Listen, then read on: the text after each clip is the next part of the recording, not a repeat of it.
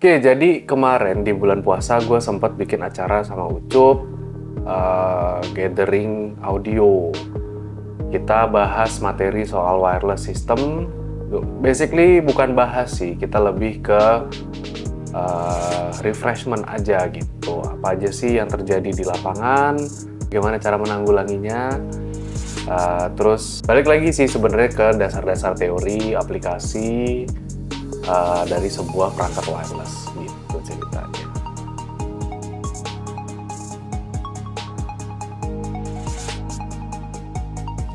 Cik, iya, jadi hari ini gue ada bukber sama Ucup. Kita bukber audio. Ucup bikin bukber di rumahnya. Ini gue baru nyampe, tadi habis ngajar dulu di SAE. Sekarang jam 7 ya, jam 7 kurang. 6.39. Udah nyampe di rumahnya Ucup. Kita lihat aja, kita masuk habis ini. Tadi baru buka puasa, rame-rame. Nggak ada videoin, kamera masih di mobil. Ini mereka udah mulai ada kayak semacam apa ya, sharing buat kru band, kru rental, gitulah intinya. Ini udah nyampe di rumahnya Ucup. Hup. Oke, kita masuk aja.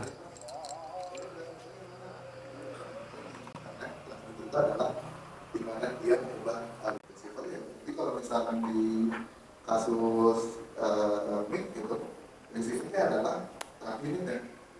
Atau kalau misalkan kita pakai ear, receivernya adalah backpack. Gitu.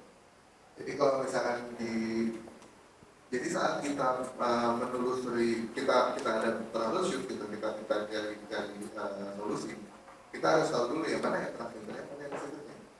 Karena beberapa kali gue sering ketemu orang kayak gini, gue nanya, mas ini transmitternya mana? Dia nunjuknya rak.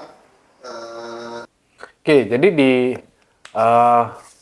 awal-awal di part pertama ini Ucup tuh menjelaskan masalah terminologi. Dalam kasus ini yang dipakai adalah istilah transmitter maupun receiver. Banyak kejadian di lapangan itu istilah transmitter dan receiver tuh kebalik-balik gitu. Misalnya ketika kita menggunakan sistem microphone, yang menjadi transmitter itu adalah handheldnya, barang yang dipegang itu, microphone yang dipegang itu. Dan receivernya itu adalah yang ada di rak di belakang panggung. Itu untuk sistem microphone. Tapi kalau kita berbicara soal sistem in-ear monitor, itu berbeda lagi. Dalam kasus wireless in-ear monitor gitu ya, yang transmitter adalah rack sistem yang ada di belakang panggung, dan belt pack-nya itu adalah receiver gitu. Jadi kembali lagi ini diingatkan kembali istilah transmitter dan receiver, karena dengan kita mengerti bahasa ini relatif akan mudah kita komunikasinya dengan engineer yang ada di situ gitu ceritanya. Lanjut. Jarang kelihatan lah kita sebagai rental gitu, itu jarang terlihat. Tapi kalau misalkan di barat ya, si Iga tuh pakai GLXD itu di 5 GHz 2,4. Tapi kita biasanya bermainnya di ada ini nih. Dan setahu gua terakhir itu regulasi kita dari 400 sampai 700 sekian. Cuman ya nggak tahu nanti update-nya gimana lagi, apa gimana. Tapi kalau misalkan kita lihat alat-alat kita nih, pasti range-nya antara 400 sampai 700. Kalau dulu kita masih nemu tuh yang ada 700 ke atas tuh, ada yang 700, 750, 800 gitu. Tapi belakangan ini udah mulai ada. Jadi barang-barang kita tuh biasanya dari 400 sampai 700. Oke, di part kedua ini Ucup menjelaskan betapa pentingnya kita melakukan frequency coordination.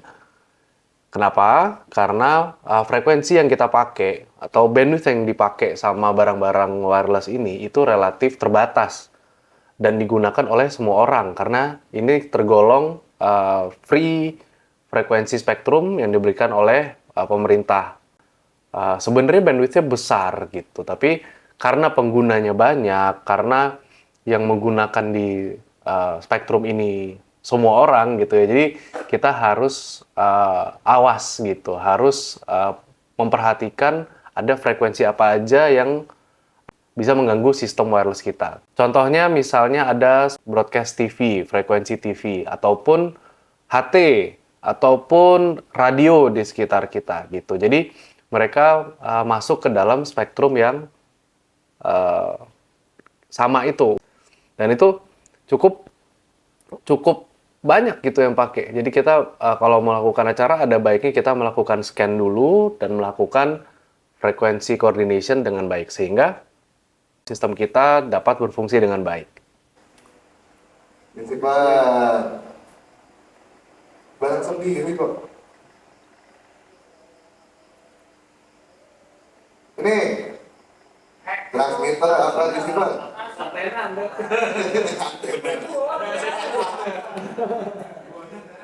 Pokoknya antena sih nggak salah gitu. Transmitter. Oke. Banyak banget ya. Nih Ucup keren banget sih. Dia bikin semacam kuis-kuis kecil kayak gitu untuk asumsi gue adalah untuk memastikan bahwa pesertanya dapat mengerti apa yang disampaikan dengan Ucup. Ini good exercise banget, bagus banget gitu. Walaupun tidak seperti ujian pada umumnya yang harus tutup buku, ini lebih ke pembahasan soalnya gitu. Good job anyway.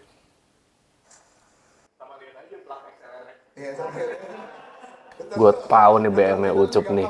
Jadi Ucup tuh bikin eksperimen, dia minta berbagai tipe antena gitu ya, mulai dari antena sirip, mulai antena stick gitu ya, sampai antena helical gitu. Ini kalau dilihat gambar-gambarnya ada beberapa koleksi antenanya yang akan dijadikan percobaan sama Ucup.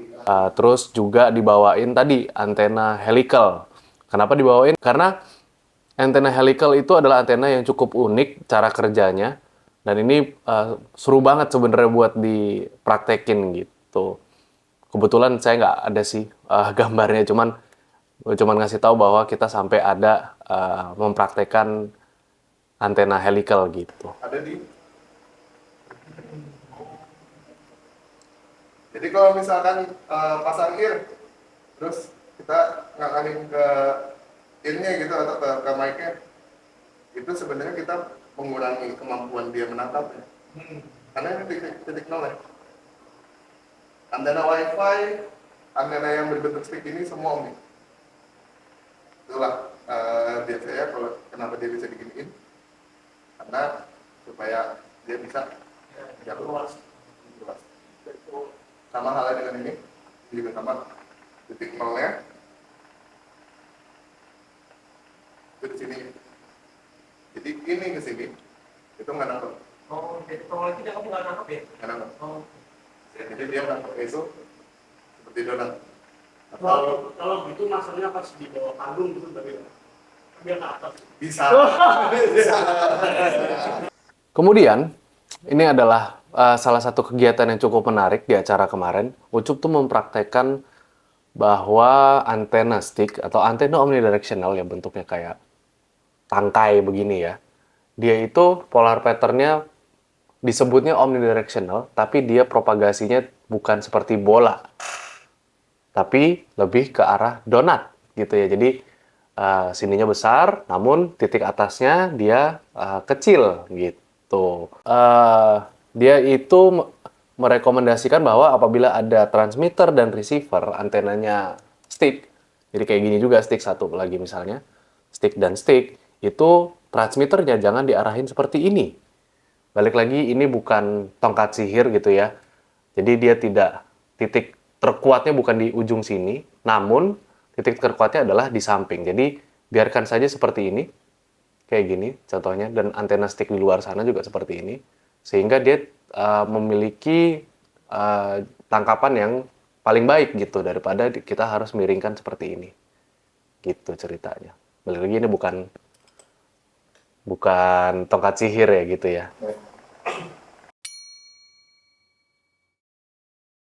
Jadi kalau gue di depan antenanya, gue di daerahnya pasar dia. Saat gue di belakangnya, itu kan.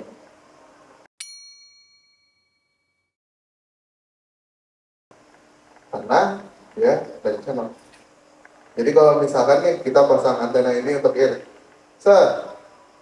terus misalkan ini monitor gitu ya, terus tiba-tiba ada kru band datang, Mas, ini putus-putus, iya Mas, pantas lo di mana? Di backstage. Oke, di part berikutnya lebih menarik lagi, Ucup mempraktekkan bedanya antena omnidirectional maupun antena directional. Dalam kasus ini lagi mempraktekkan antena yang directional. Jadi Ucup lagi menggunakan antena pedalnya itu, antena seri PU-nya itu, dia berdiri di depan antena sama berdiri di belakang antena, itu terjadi ada perubahan level tuh di belakangnya. Ini kebetulan Ucup juga running RF Explorer di belakangnya untuk ngasih lihat ada perubahan energi apabila mikrofonnya berada di depan antena ataupun di belakang antena. Jadi gimana Cup? Hari ini Cup? Alhamdulillah, Alhamdulillah. udah lancar. Udah lancar. Lu ngajar apa aja sih Cup? Apa ya, lebih ke basic pengenalan alat. Ini gue keren banget, frame gue miring loh ini sih. Jadi pengenalan alat sama Pengenalan alat sama dasar-dasar radio frekuensi. Mantap. Ini masih ada Awari, ada Ezra. Yeay, walaupun udah pada selesai, masih baru pada makan, nggak apa-apa. Tapi udah sepi sebelah sininya guys. Ini mah hura-hura aja. Oke, jadi kira-kira kayak gitu sneak peek-nya acara yang kita lakuin. Thank you banget buat Ucup udah kesampean. Udah rumahnya udah mau ditempatin gitu ya. Thank you Cup. Teman-teman yang udah datang juga terima kasih kesempatannya, waktunya gitu, udah puasa malam-malam datang sampai malam juga ngobrol, sharingnya juga thank you banget.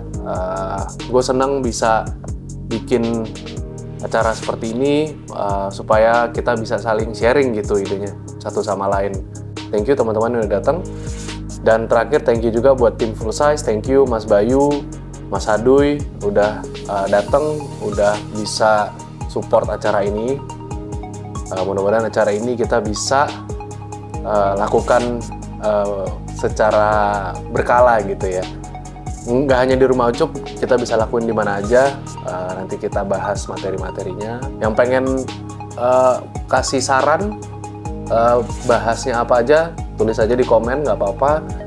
Siapa tahu kita bisa bikin materi yang sesuai dengan kebutuhan kalian. Oke, sampai di sini. Thank you.